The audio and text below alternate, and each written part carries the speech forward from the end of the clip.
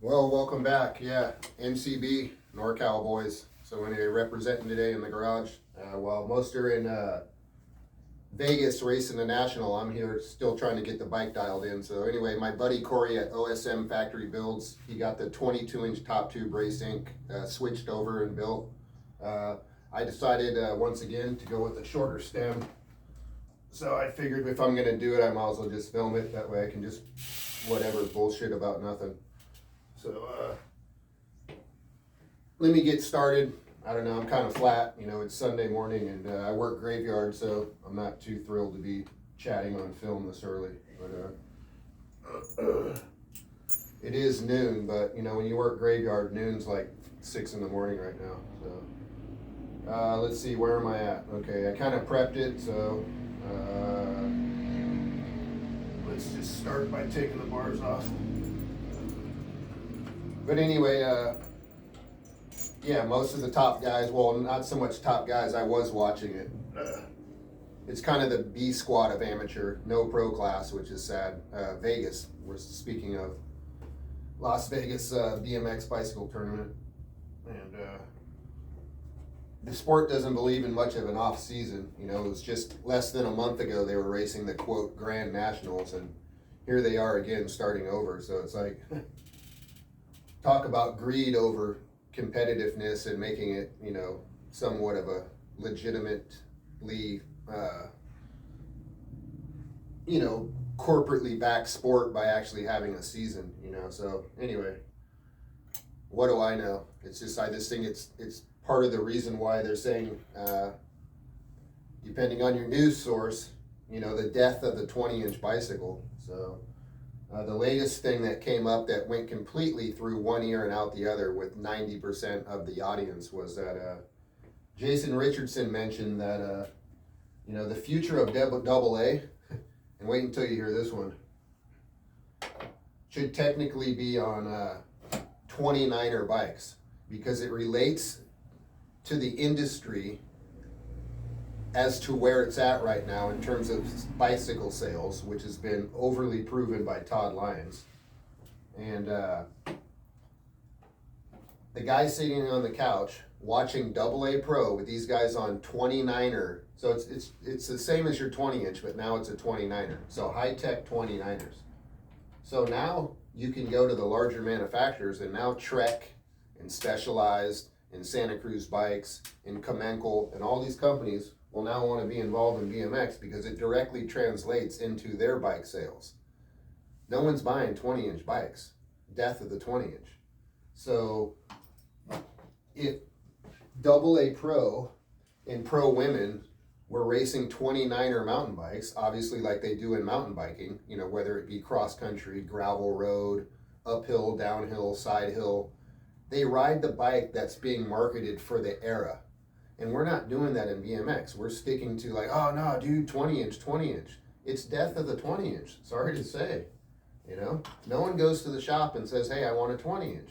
The kids are buying the 26-inch DJ mountain bike, okay? And that's what's selling. So you would go up through the ranks. So as an amateur kid, let's say up until the age of 19, you'd be riding a 20-inch. Once you hit 19 to 27, you go to a 24-inch. Okay, and then you go up from there. And then if they had A Pro, you would be running a 26. And then once you become elite, all the elite riders ride 29 bikes. And so that way, the dad that's sitting at home with the beer between his lap, he can go buy that exact 29er bike tomorrow at the shop. Okay, the only difference between that and a top of line mountain bike is it's a 1-speed, and this mountain bike's got hella gears. So, just something to think about. How do you reinvent the sport? And what I'm getting back to is that they've already done it in mountain biking is what I'm saying, okay? 26-inch wheel mountain bikes stopped selling. So they went to 27.5, okay? Then when 27.5 stopped selling, they went to 29. 29 looks like it's here to stay probably for the next few years, at least through the Olympics. And so BMX needs to kind of follow that trend to keep the industry going. And that's what's not happening. And it doesn't mean that manufacturers are gonna stop making 20 inches, it just means that the marketing has to go to the dude sitting on the couch that goes, wow, I could buy I could, let's just go with the Bay Area, I could buy a 29er Babs, with UCI specs, top of the line elite everything. Basically in his size, 29er. He doesn't want to ride a 20 inch, he wants to be current, he wants to have the coolest bike on the ride out, he doesn't plan on jumping curbs, he's not going to the track, he's not doing any of that. So I do get it, and most people don't, and that's fine if you don't, but if you know anything about mountain biking, they went through the same deal, and what they found was transitioning the bikes to what was trending at the time is what kept the sport alive. And so I just think BMX needs to wake up to that.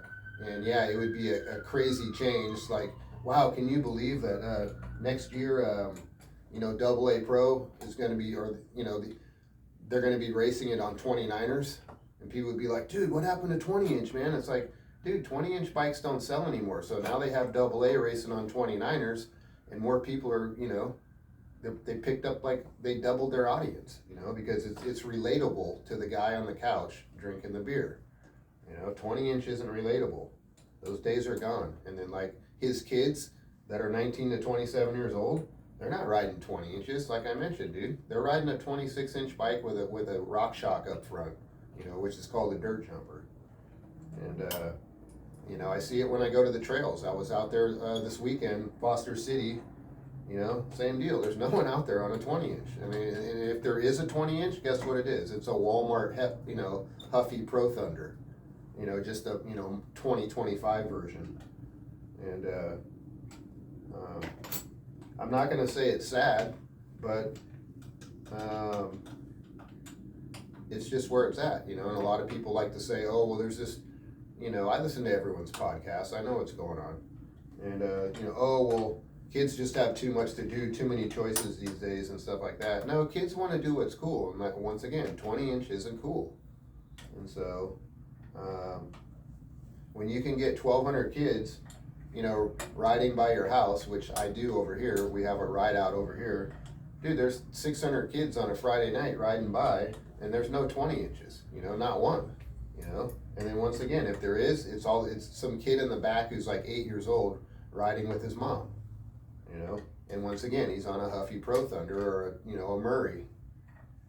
So, so how do we fix it? Well, you follow the trend, and you fantasize about top AA pros. Imagine, if you want to be old school about it, imagine Brent and Brian Patterson and Pistol Pete and Harry Larry and, all those guys riding, 29ers AA Pro. I think it'd be kind of cool. So Vet Pro would also ride the 29ers. So, anyway, just thoughts, and I guess that's the beauty of being able to sit in the garage and bullshit because no one else wants to hear it,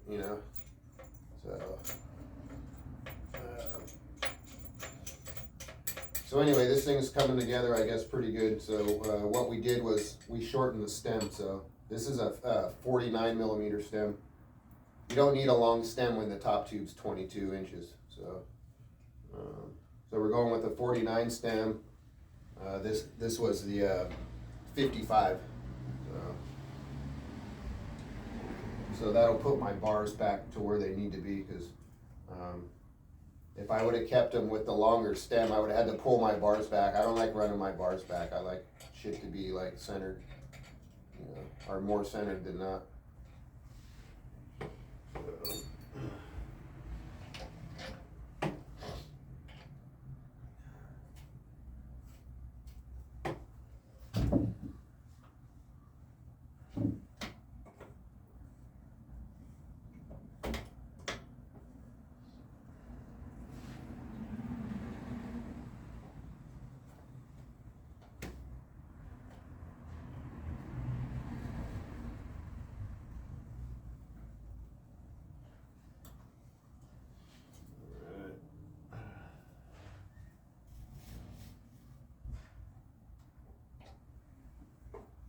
Yeah, so anyway, that's looking about right. Let's see. I think I'm gonna go with a little lower riding height, but we'll see. The thing is, I don't like that stacked look, you know, and I think I screwed up on the bars, and I mean, it's only money, so I think I'm gonna go to the 9-inch bars. I don't need 8.5, I need taller bars, and I don't wanna stack my stem. And like I still have more rings I can put under. I mean, this is like a standard, what I have right here is like super standard. It's like, you know, just, it's probably 25 millimeter with a 2 millimeter. It's just, you know, just enough to get it off the headset. All right, so bar position feels good. Arms are straight. Feel like, you know, it's like where I need to be. So good call on that one. Just the bars feel a little bit low, and I'm not sure what I want to do yet. Well, I think I'll just run them low since I haven't even really ridden this thing on the street yet. I'm just trying to get it adjusted in. So I'll start off with them low, and then like I said, I have like a few more little shims I can play with and kind of micro adjust. And but once again, I don't want to. I don't like it when it's all stacked out. It just looks fucking gay. So doing that. All right, so let's go back to just handlebar position.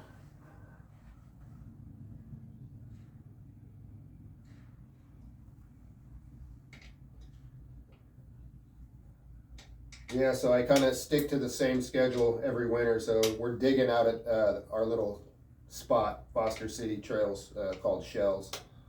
So far I'm the only one there, but it's no big deal. Like I say, everybody puts in their time at some point, usually.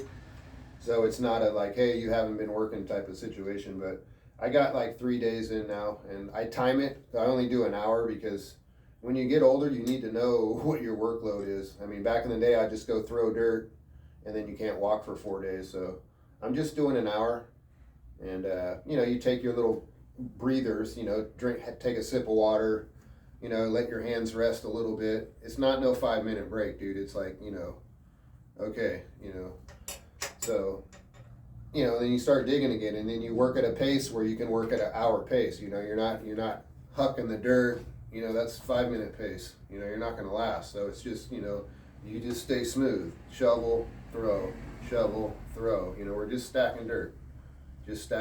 So it's been a, you know, it's like I say, it's for me, it's therapy. You know what I mean? You know, screw the workout. Yeah, it's a workout. You know, cool, right on. But it's more therapy than anything. Like, you can get a lot of thoughts out there.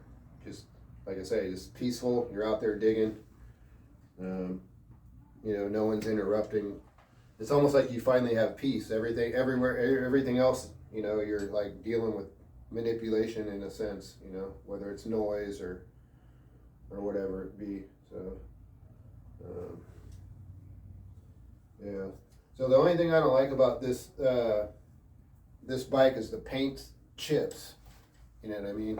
So I already see. I dropped the Allen wrench this morning, and I already chipped the paint. It's like it shouldn't chip from a 6 millimeter Allen wrench dinging the frame, and that's kind of what happened to the other the other one. You know, the same thing happened. It was like, fuck, man, you just like look at it and it had a chip on it. So I wonder if that it might have affected their sales, and I wonder why the paint would be so soft. You know what I mean? Like, you know what I mean? It's like Ferrari looking paint, you know, when you look at it. But then, like I said, I just dropped the Allen wrench on it,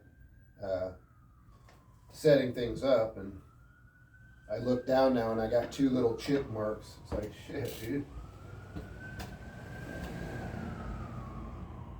You know what I mean? If you went to a shop and saw that, you'd be like, hey man, it's already chipped. They'd be like, oh fuck, man, I guess we're gonna have to take a couple $100 off, you know? No one wants to buy the pre-chipped frame. But out at the park, we're just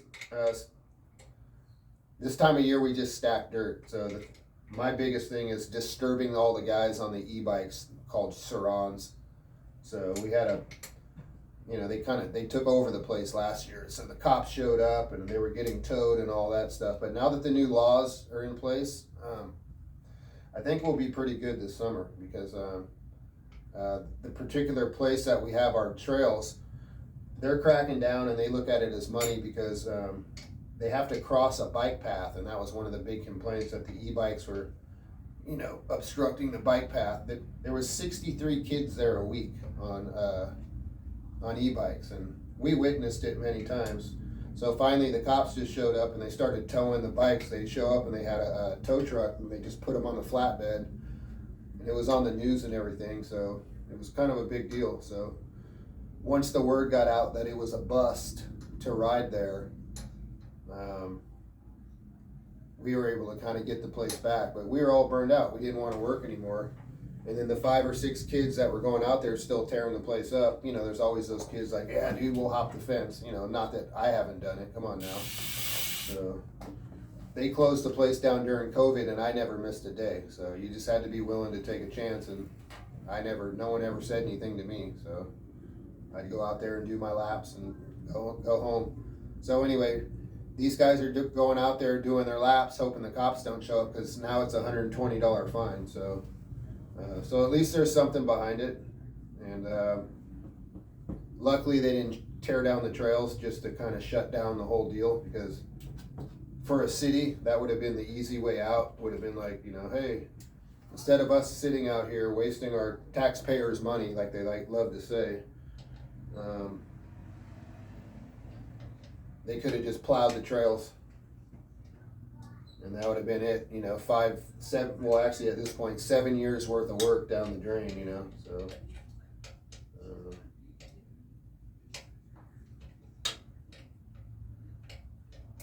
so all in all, everything's intact, and I'm out there working, and I'm sure that the next group of guys, they'll be coming out in the next probably month or so. But we're all aging. Not everyone wants to pick up a shovel anymore. But it is the best workout in town, so. I bought a gym membership at Planet Fitness. I haven't even gone yet because it's like the workouts, building a jump. And, just being honest, it feels more manly. You know what I mean? Like there's not too many things we do today in society that's manly. Everything's assisted now, you know what I mean? It's like, fuck, pretty soon you almost don't even have to carry your own luggage, that type of thing, so it's like, what do we really do that's manly these days? I mean, the closest thing is go to the gym, but if you get a chance to like dig or do something that's actually, manly, it feels good. So I don't mind being a seasonal digger.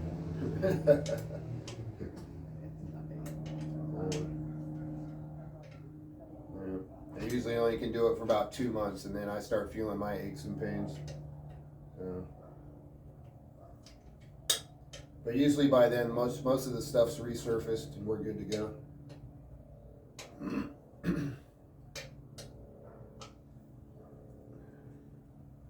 I see that Mike Miranda's already got his Dirty Fest poster already up. See, he's smart, dude. He's out marketing Frogtown, and it's just, I mean, some of us behind closed doors, we had already talked about that. We were like, we knew this whole old school thing was gonna go LA, and it already has, where it's like, they don't want to say it, but it's almost getting close to Dirty Fest being almost like the Grands of the old school, where I know Frogtown is officially the Grands of the old school, because especially with the timing of it being September, because everyone's already had theirs. And so, the Texas old school, the Tulsa one, everyone has one, which is cool. I mean, like I said, I wish we could map it together and turn it into something, but I don't know. You know what I mean? It's like, how long can you market to the same 500 people, that are all of age? And, it was cool like 2 years ago, and now it's kind of like, I don't know, man, I'm 55 years old now, and, I don't know, you see what I mean? It was cool 2 years ago.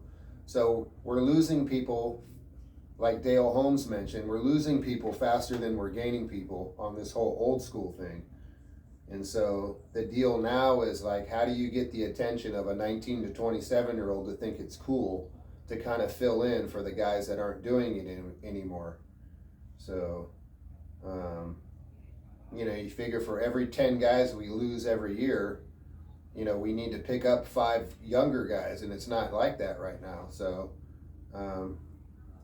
I just think the whole old school thing is going to be more of a swap meet sooner than it's going to be what we were all hoping for, which would be an alternative to USA BMX, which you'd have 2 series. You have the classic series, and then you have your USA BMX national series. And we all understand there's room for both, but once again, when you're an aging population, meaning 50 plus, who's really going to participate? We're all yeah, but come on, man. Even me with my schedule, I'd be lucky to be able to go to 3 of those events, okay, and the third one would be the Grands. So I'm not going to be that big of a participant. You know what I mean? I can't just take off work like I'm 19 years old and go to one of these, hey man, I got to go to the Texas old school flat pedal classic series. My boss would be like, dude, get the fuck out of here, man. So yeah, I'm not rolling like that.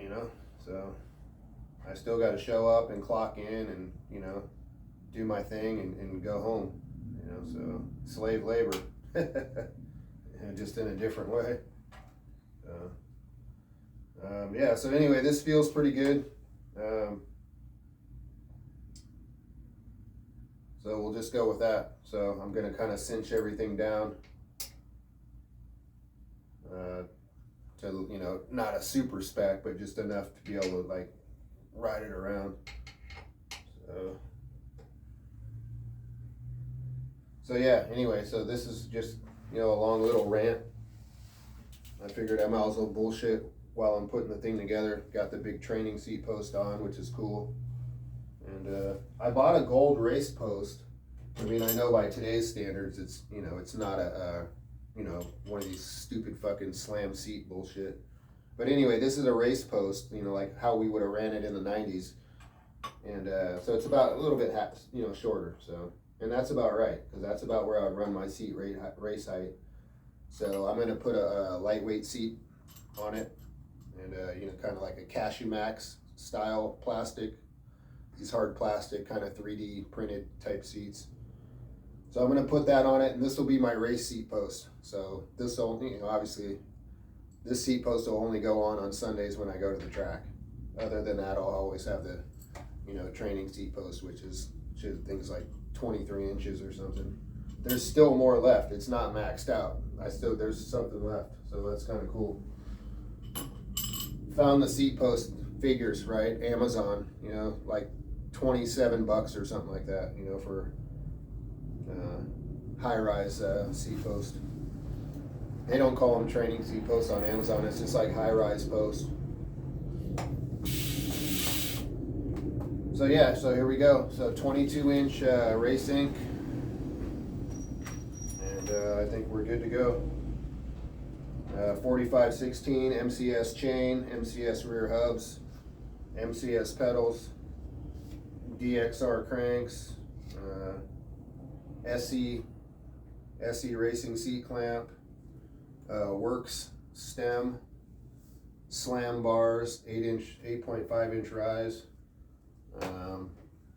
box series 1 forks. So these aren't the new box forks. These are the they're still the second generation, but anyway, the 20 millimeter axle. The first generation ones had the smaller axle. So anyway, second generation box forks. And like I mentioned, they still have a newer pair out, which I actually like because they're not as raked. These forks are kind of chopper in their own way. So they have leading dropouts. I like dropouts that are kind of like straight up and down. So the new forks are a little bit back more. That doesn't mean I'm going to try them. I think my next fork's going to be the Hero fork, just because it has they're aluminum. I don't want to worry about carbon fiber and how old are your forks and hey, be careful and this and that. This is probably one of my last builds, and the most I would probably do to this thing would be to have it repainted, since it chips so easy that once it chips out, I'll just have someone do it right, and have it powder coated right, so it's whatever. It's got the chip proof paint like most frames have. So I've never had a frame like this, like I say, where you scratch it with your fingernail. It's ridiculous. So we'll go from there. So other than that, it's a great bike, handles well. Once again, I went to the 22-inch top tube just because I didn't know any better, you know. So I just started off that they sponsored me the first frame, so it was no, you know, I mean, there was no skin off my belt. So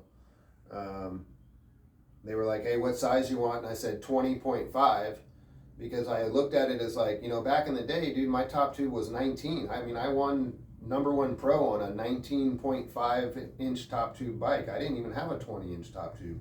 So I figured 20.5, that's about right, you know? And I don't know, the bike just never felt right. And then I rode one with a longer top tube and I was like, all right, this feels good. Like it was, I guess what I would say is it was more relaxed.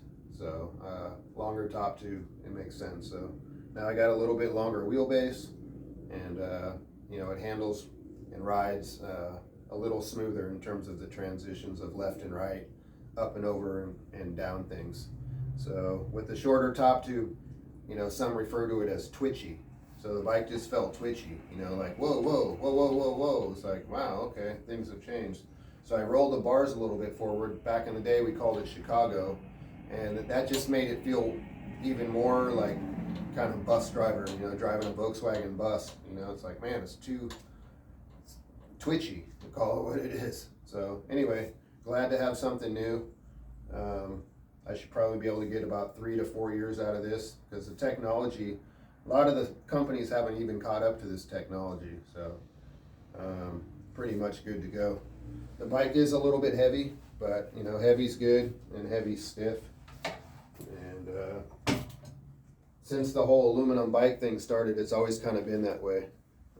I actually have had lighter chromoly bikes than a lot of these aluminum bikes, but you know, it's just a whole different material and riding feel. So anyway, thanks for chiming in, and we'll talk to you later. And this is January 9th, 2026, the new year. Cheers, Mr. T.